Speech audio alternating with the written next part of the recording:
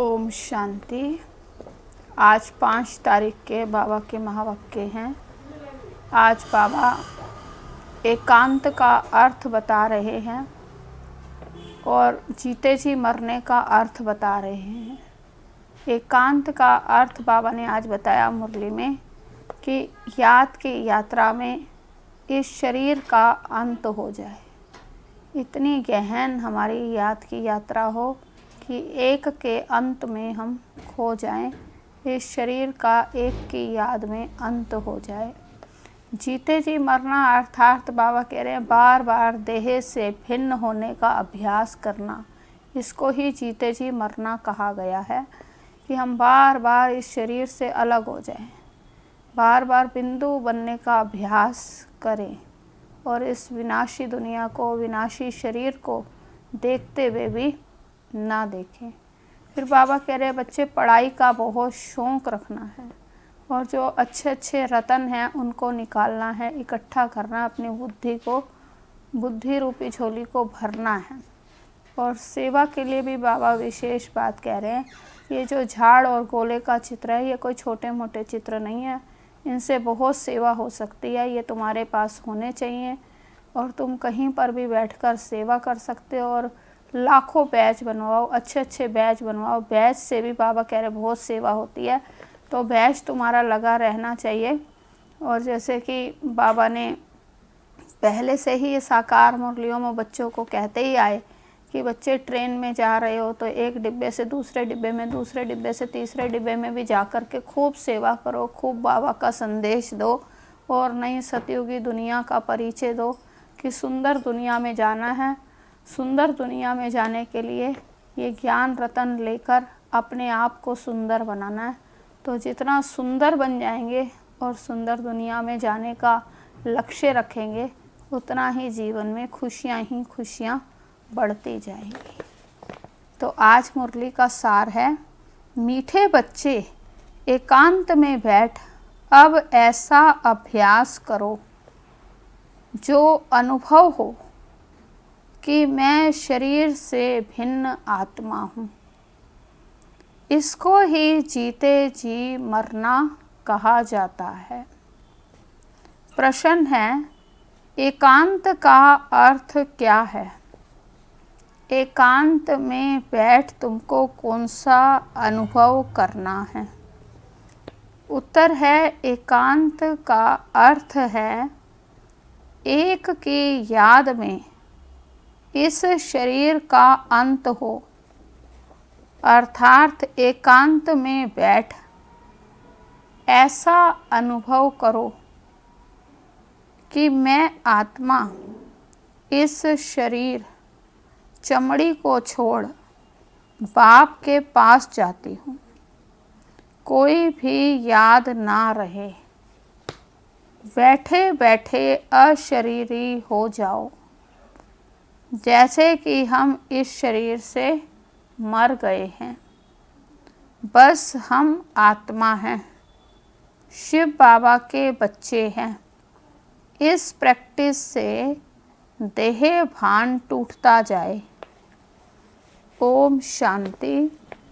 बच्चों को बाप पहले पहले समझाते हैं कि मीठे मीठे बच्चों, जब यहाँ बैठते हो तो अपने को आत्मा समझ बाप को याद करते रहो और कोई तरफ बुद्धि नहीं जानी चाहिए। ये तुम बच्चे जानते हो, हम आत्मा हैं। पार्ट हम आत्मा बजाती हैं इस शरीर द्वारा। आत्मा अविनाशी है और यह शरीर विनाशी है। तो तुम बच्चों को देही अभिमानी बन बाप की याद में रहना है। हम आत्मा हैं, चाहे तो इन ऑर्गन से काम लेवें वा ना लेवें। अपने को शरीर से अलग समझना चाहिए। बाप कहते हैं अपने को आत्मा समझो, देह को भूलते जाओ। हम आत्मा इंडिपेंडेंट हैं, हमको सिवाय एक बाप के और कोई को याद नहीं करना है। जीते जी मौत की अवस्था में रहना है। हम आत्मा का योग रहना है अब बाप के साथ। बाकी तो दुनिया से घर से मर गए। कहते हैं ना, आप मुए मर गई दुनिया। अब जीते जी तुमको मरना है। हम आत्मा शिव बाबा के बच्चे हैं। शरीर का भान उड़ाते रहना चाहिए। बाप कहते हैं अपने को आत्मा समझो और मुझ बाप को याद करो। शरीर का भान छोड़ो। यह पुराना शरीर है ना, पुरानी चीज को छोड़ा जाता है ना। अपने को अशरीरी समझो। अभी तुमको बाप को याद करते करते बाप के पास जाना है। ऐसे करते करते फिर तुमको आदत पड़ जाएगी। अभी तो तुमको घर जाना है। इस पुरानी दुनिया को याद क्यों करें। एकांत में बैठ अपने साथ मेहनत करनी है। भक्ति मार्ग में भी कोठरी में अंदर बैठ माला फेरते हैं, पूजा करते हैं। तुम भी एकांत में बैठ यह कोशिश करो तो आदत पड़ जाएगी। तुमको मुख से तो कुछ बोलना नहीं है, इसमें है बुद्धि की बात। शिव बाबा तो है सिखलाने वाला, उनको तो पुरुषार्थ नहीं करना। यह बाबा पुरुषार्थ करते हैं। ब्रह्मा बाबा पुरुषार्थ करते हैं, शिव बाबा को तो कोई पुरुषार्थ नहीं करना है। वह फिर तुम बच्चों को समझाते हैं। जितना हो सके ऐसे बैठकर विचार करो। अभी हमको जाना है अपने घर। इस शरीर को तो यहाँ छोड़ना है। बाप को याद करने से ही विक्रम विनाश होंगे और आयु भी बढ़ेगी। अंदर यह चिंतन चलना चाहिए, बाहर में कुछ बोलना नहीं है। भक्ति मार्ग में भी ब्रह्म तत्व को या कोई शिव को भी याद करते हैं, परंतु वह याद कोई यथार्थ नहीं है। बाप का परिचय ही नहीं तो याद कैसे करें। तुमको अब बाप का परिचय मिला है। सवेरे सवेरे उठकर एकांत में ऐसे अपने साथ बातें करते रहो। विचार सागर मंथन करो। बाबा को याद करो। बाबा हम अभी आया कि आया आपकी सच्ची गोद में। वह है रूहानी गोद। तो ऐसे ऐसे अपने साथ बातें करनी चाहिए। बाबा आया हुआ हूँ। बाबा कल्प कल्प आकर हमको राजयोग सिखाते हैं। बाप कहते हैं मुझे याद करो और चक्र को याद करो। स्वदर्शन चक्रधारी बनना है।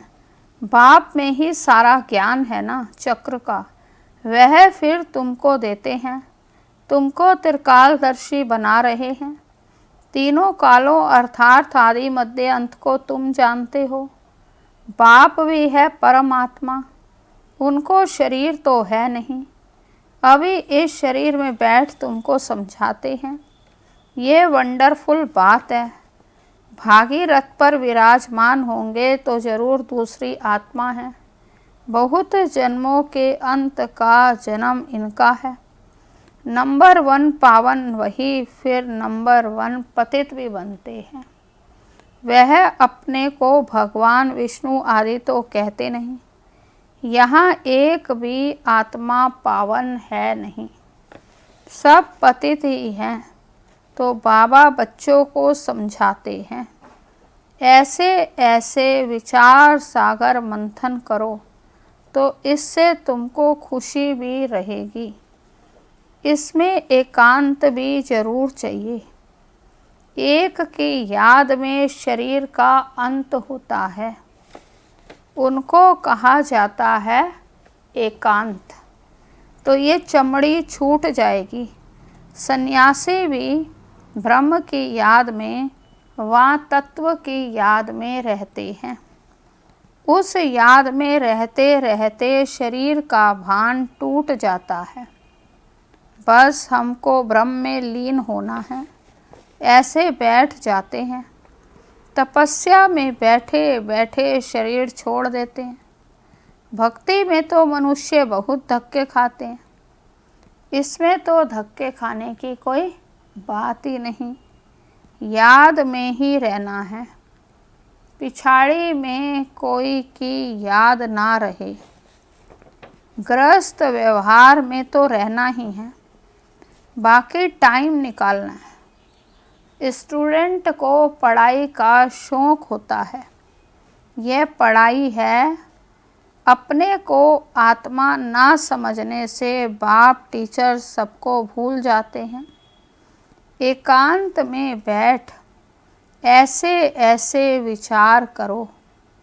गृहस्थी घर में तो वाइब्रेशन ठीक नहीं रहता। अगर अलग प्रबंध है तो एक कोठरी में एकांत में बैठ जाओ।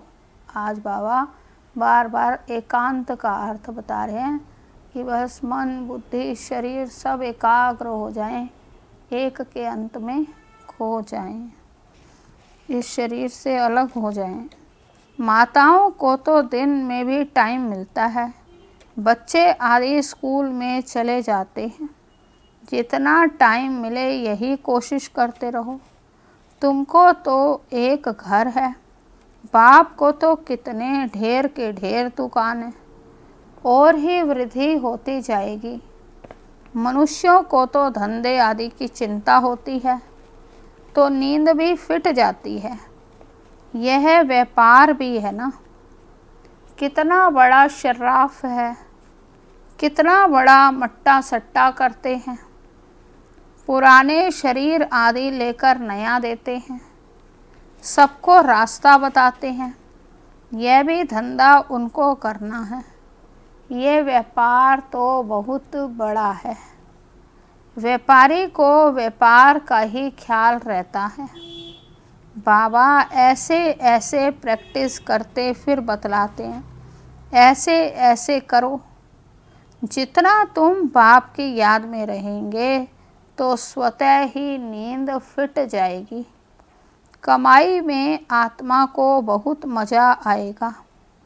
कमाई के लिए मनुष्य रात में भी जागते हैं। सीजन में सारी रात भी दुकान खुला रहता है। तुम्हारी कमाई रात को और सवेरे को बहुत अच्छी होगी। स्वदर्शन चक्रधारी बनेंगे, त्रिकालदर्शी बनेंगे। 21 जन्म के लिए धन इकट्ठा करते हैं। मनुष्य साहूकार बनने के लिए पुरुषार्थ करते हैं। तुम भी बाप को याद करेंगे तो विक्रम विनाश होंगे, बल मिलेगा। याद की यात्रा पर नहीं रहेंगे तो बहुत घाटा हो जाएगा, क्योंकि सिर पर पापों का बोझा बहुत है। अब जमा करना है, एक को याद करना है और त्रिकालदर्शी बनना है। यह अविनाशी धन आधा कल्प के लिए इकट्ठा करना है। यह तो बहुत वैल्यूबल है। विचार सागर मंथन कर रतन निकालने हैं। बाबा जैसे खुद करते हैं, बच्चों को भी युक्ति बतलाते हैं। कहते हैं बाबा माया के तूफान बहुत आते हैं, तो बाबा कहते हैं जितना हो सके अपनी कमाई करनी है, यही काम आनी है। एकांत में बैठ बाबा को याद करना है। फुर्सत है तो सर्विस भी मंदिरों आदि में बहुत कर सकते हो। बैज जरूर लगा रहे, सब समझ जाएंगे यह रूहानी मिलिट्री है। तुम लिखते भी हो हम स्वर्ग की स्थापना कर रहे हैं। आदि सनातन देवी देवता धर्म था, अब नहीं है, जो फिर स्थापन करते हैं। यह लक्ष्मी नारायण एम ऑब्जेक्ट है। कोई समय यह ट्रांसलाइट का चित्र बैटरी सहित उठाकर परिक्रमा देंगे और सबको कहेंगे यह राम राज्य हम स्थापन कर रहे हैं। यह चित्र सबसे फर्स्ट क्लास है। यह चित्र बहुत नामी ग्रामी हो जाएगा। लक्ष्मी नारायण सिर्फ एक तो नहीं थे, उनकी राजधानी थी। अब ये जो बाबा सेवा की बातें बता रहे हैं, बैज लगा रहे, चित्र हों, ट्रांसलाइट, ये सब भी ड्रामा में सीन निकल चुके हैं। ये सब भी हो चुका है। कितने यात्राएं निकाली ये चित्र रख रख के।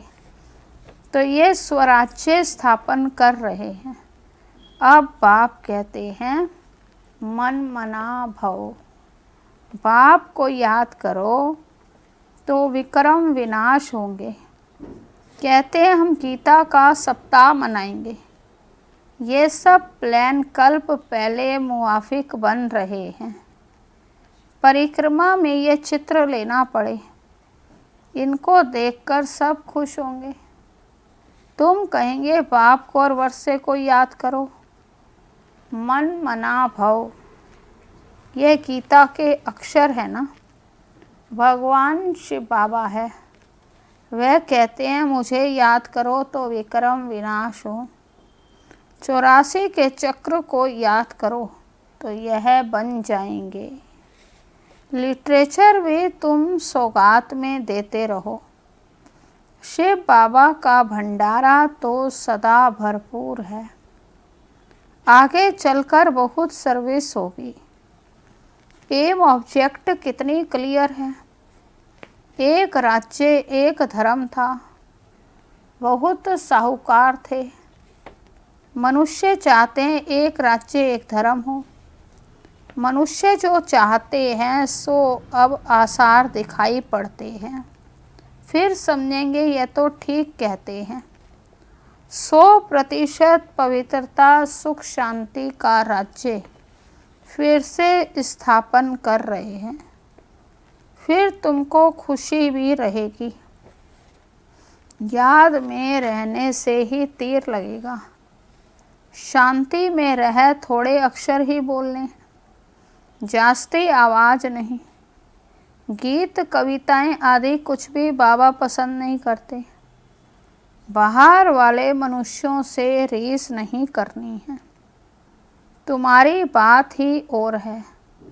अपने को आत्मा समझ बाप को याद करना है बस। स्लोगन भी अच्छे हों जो मनुष्य पढ़कर जागे। बच्चे वृद्धि को पाते रहते हैं। खजाना तो भरपूर रहता है। बच्चों का दिया हुआ है, फिर बच्चों के ही काम आता है। बाप तो पैसे नहीं ले आते, तुम्हारी चीज़ें तुम्हारे काम में आती हैं। तो भारतवासी जानते हैं हम बहुत सुधार कर रहे हैं। 5 वर्ष के अंदर इतना अनाज होगा जो अनाज की कभी तकलीफ नहीं होगी। और तुम जानते हो ऐसी हालत होगी जो अन्न भी खाने के लिए नहीं मिलेगा। ऐसे नहीं अनाज कोई सस्ता होगा। तुम बच्चे जानते हो हम 21 जन्म के लिए अपना राज्य भाग्य पा रहे हैं। यह थोड़ी बहुत तकलीफ तो सहन करनी है। कहा जाता है खुशी जैसी खुराक नहीं। अति इंद्रिय सुख गोप गोपियों का गाया हुआ है। ढेर बच्चे हो जाएंगे। जो भी सैपलिंग वाले होंगे वह आते जाएंगे। झाड़ यहाँ ही बढ़ना है। स्थापना हो रही है। और धर्मों में ऐसा नहीं होता। वह तो ऊपर से आते हैं। यह तो जैसे कि झाड़ स्थापन हुआ ही पड़ा है। इसमें फिर नंबरवार आते जाएंगे, वृद्धि को पाते जाएंगे। तकलीफ कुछ भी नहीं। उन्हों को तो ऊपर से आकर पार्ट बजाना ही है। इसमें महिमा की क्या बात है। धर्म स्थापक के पिछाड़ी आते रहते हैं। वह शिक्षा क्या देंगे सदगति की? कुछ भी नहीं। यहाँ तो बाप भविष्य देवी देवता धर्म की स्थापना कर रहे हैं। संगम युग पर नया सैपलिंग लगाते हैं ना। पहले पौधों को गमले में लगाकर फिर नीचे लगा देते हैं। वृद्धि होती जाती है। तुम भी अब पौधा लगा रहे हो, फिर सतयुग में वृद्धि को पाए राज्य भाग्य पाएंगे। तुम नई दुनिया की स्थापना कर रहे हो। मनुष्य समझते हैं अर्जुन कलयुग में 40,000 वर्ष पड़े हैं, क्योंकि शास्त्रों में लाखों वर्ष लिख दिए। तो कलयुग है, समझते हैं कलयुग में ही अभी 40,000 है। तो फिर बाप आकर नई दुनिया बनाएंगे। कई तो समझते हैं यह वही महाभारत लड़ाई है। गीता का भगवान भी जरूर होगा। तुम बतलाते हो कृष्ण तो था नहीं। बाप ने समझाया है। कृष्ण तो 84 जन्म लेते हैं, एक फीचर्स ना मिले दूसरे से, तो यहाँ फिर कृष्ण कैसे आएंगे? कोई भी इन बातों पर विचार नहीं करते हैं। तुम समझाते हो कृष्ण स्वर्ग का प्रिंस, वह फिर द्वापर में कहाँ से आया? तो इस लक्ष्मी नारायण के चित्र को देखने से समझ में आ जाता है कि शिव बाबा ये वर्षा दे रहे हैं। जब लक्ष्मी नारायण का चित्र समझते हैं और पता चलता है कि यही हमारा लक्ष्य है और यही बचपन में राधे कृष्ण थे और सतयुग की शुरुआत ही यहाँ से होती है, तो ये बात क्लियर हो जाती है कि द्वापर में श्री कृष्ण नहीं आता। अगर द्वापर में श्री कृष्ण आया तो फिर तो सुख की दुनिया आनी चाहिए ना। तो वैसे कलयुग आता है तो और दुख बढ़ जाता है। तो इसलिए बाबा कहते हैं कि ये चित्र दिखाकर तुम्हें ही समझ देनी है। एक दिन तुम्हारे पास ये सब चित्र ट्रांसलाइट के बन जाएंगे। फिर सब कहेंगे हमको ऐसे चित्र ही चाहिए। इन चित्रों से फिर विहंग मार्ग की सर्विस हो जाएगी। विहंग मार्ग की सर्विस माना बेहद की सेवा होगी। तुम्हारे पास बच्चे इतने आएंगे जो फुर्सत नहीं रहेगी, ढेर आएंगे, बहुत खुशी होगी। दिन प्रतिदिन तुम्हारा फोर्स बढ़ता जाएगा। ड्रामा अनुसार जो फूल बनने वाले होंगे उनको टच होगा। तुम बच्चों को ऐसे नहीं कहना पड़ेगा कि बाबा इनकी बुद्धि को टच करो। टच कोई बाबा थोड़ी करते हैं, समय पर आपे ही टच होगा। बाप तो रास्ता बताएंगे ना। बहुत बच्चियां लिखती हैं हमारे पति की बुद्धि को टच करो। ऐसे सबकी बुद्धि को टच करेंगे फिर तो सब स्वर्ग में इकट्ठे हो जाएं। पढ़ाई की ही मेहनत है। तुम खुदाई खिदमतगार हो ना। सच्ची सच्ची बात बाबा पहले से ही बता देते हैं क्या क्या करना है। ऐसे चित्र ले जाने पड़ेंगे, सीढ़ी का भी ले जाना पड़े। ड्रामा अनुसार स्थापना तो होनी है। बाबा सर्विस के लिए जो डायरेक्शन देते हैं उस पर ध्यान देना है। बाबा कहते बैजेस किस्म किस्म के लाखों बनाओ। ट्रेन के टिकटें लेकर 100 माइल तक सर्विस करके आओ, एक डिब्बे से दूसरे में फिर तीसरे में। बहुत सहज है। बस बच्चों को सर्विस का शौक़ रहना चाहिए। हाँ, कह रहे सेवा करना तो सहज है, लेकिन उनके लिए सहज है जिनको सेवा करने का शौक़ हो। तो इसलिए सर्विस का शौक़ रखना चाहिए।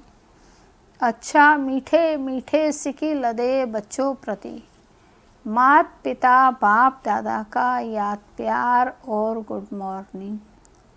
रूहानी बाप की रूहानी बच्चों को नमस्ते। हम रूहानी बच्चों की रूहानी बाप को नमस्ते नमस्ते। अच्छा, धारणा के लिए मुख्य सार है, विचार सागर मंथन कर अच्छे अच्छे रतन निकालने हैं, कमाई जमा करनी है, सच्चा सच्चा खुदाई खिदमतगार बन सेवा करनी है। दूसरा पॉइंट है, पढ़ाई का बहुत शौक रखना है, जब भी समय मिले एकांत में चले जाना है। ऐसा अभ्यास हो जो जीते जी इस शरीर से मरे हुए हैं, इस स्टेज का अनुभव होता रहे, देह का भान भी भूल जाए। वरदान है, भिन्नता को मिटाकर एकता लाने वाले सच्चे सेवाधारी भव। भिन्नता को मिटाकर एकता लाने वाले सच्चे सेवाधारी भव। विस्तार है, ब्राह्मण परिवार की विशेषता है, अनेक होते भी एक। आपकी एकता द्वारा ही सारे विश्व में एक धर्म एक राज्य की स्थापना होती है। इसलिए विशेष अटेंशन देकर भिन्नता को मिटाओ और एकता को लाओ, तब कहेंगे सच्चे सेवाधारी। सेवाधारी स्वयं प्रति नहीं, लेकिन सेवा प्रति होते हैं। स्वयं का सब कुछ सेवा प्रति स्वाहा करते हैं। जैसे साकार बाप ने सेवा में हड्डियां भी स्वाहा की, ऐसे आपकी हर कर्मेंद्रिय द्वारा सेवा होती रहे। स्लोगन है, परमात्म प्यार में खो जाओ तो दुखों की दुनिया भूल जाएगी। परमात्म प्यार में खो जाओ तो दुखों की दुनिया भूल जाएगी। अच्छा, ओम शांति।